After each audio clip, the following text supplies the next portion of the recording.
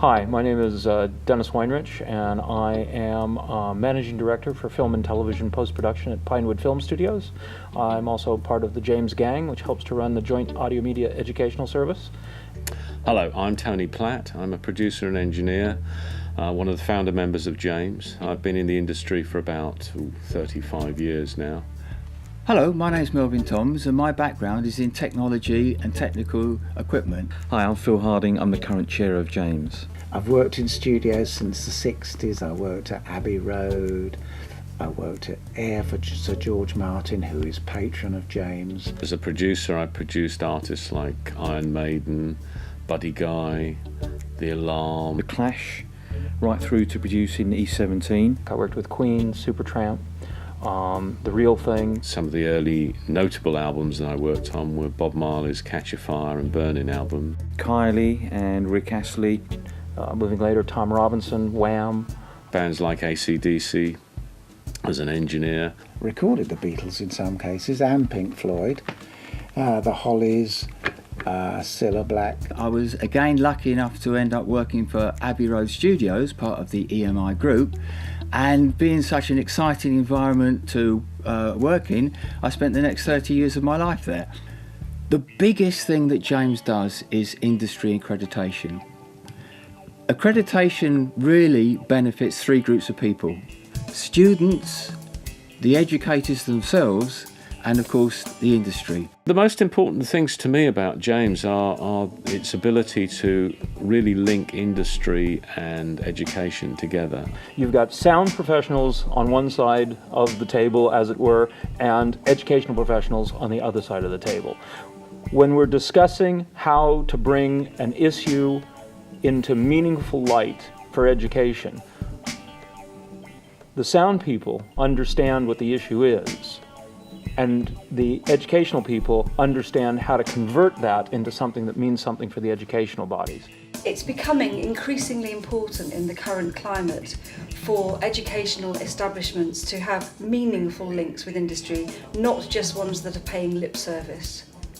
So getting James involved is the first step, and then the important thing is to develop an ongoing relationship that is mutually beneficial. Well, for us as a facility, we think that James is very important in order to establish the reality behind the education that we're delivering. So we deliver courses in music technology, and we're a specialist centre in that area. But we're down in Plymouth. We haven't got a direct connection to London, where a lot of the media is based. And being able to talk to experts in the field and to have the authentication of the industry is very important to us as an educational facility. James accreditation is like a rubber stamping of a course. That's the way I see it. To assure students that are choosing to enrol on courses, that a course they're enrolling on will meet the requirements of industry. We need to know that what we're teaching is valid, that it's still up to date, and I can't really think of a better way than having a bunch of real producers and real studio owners coming, having a look at our courses and making sure that they are up to date. It's excellent staff CPD, it's great student development, but also curriculum development. I think it boosts the confidence of a student knowing that they can actually talk to people from the industry, and the advice they must be getting must be good. We can really embed the latest thinking into the curriculum, and that's very important for us.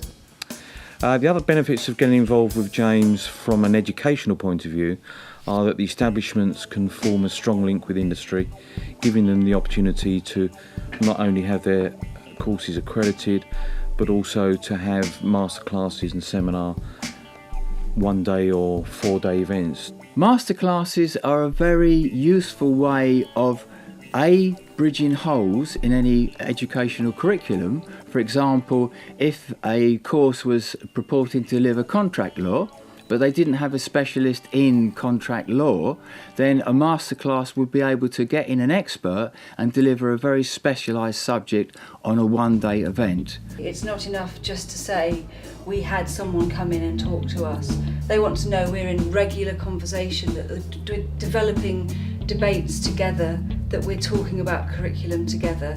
They come from industry, they've done it, they know what it feels like to be in the sharp end, and we can translate that into something that's meaningful for education. Sometimes we even talk to them one-to-one after the lectures, but usually you have a panel, you sit, you can answer questions, you can talk about your experiences, you can talk about what it's like working in the industry, and you can see the students grasping onto this and trying to get as much as they can out of those people while they're in front of them. My advice would be to look at the vocational and the university courses that exist. Look for JAMES accreditation and approval, because it's a kite mark to both education and to students and to parents. I think gathering as much information as possible is the first thing, and of course JAMES can help with that because we have the online information and we're always there for advice. It's not just enough to be good at what you do, and it's not just enough to be creatively competent, but it's really important to be able to work as a team member and to show that ability to work as a team member, enthusiasm. Acquiring as many skills as possible is the second thing that is important, because I think anybody coming into the music or post-production industries in this day and age are going to need to equip themselves for sideways moving, and the skill acquisition is very important in that.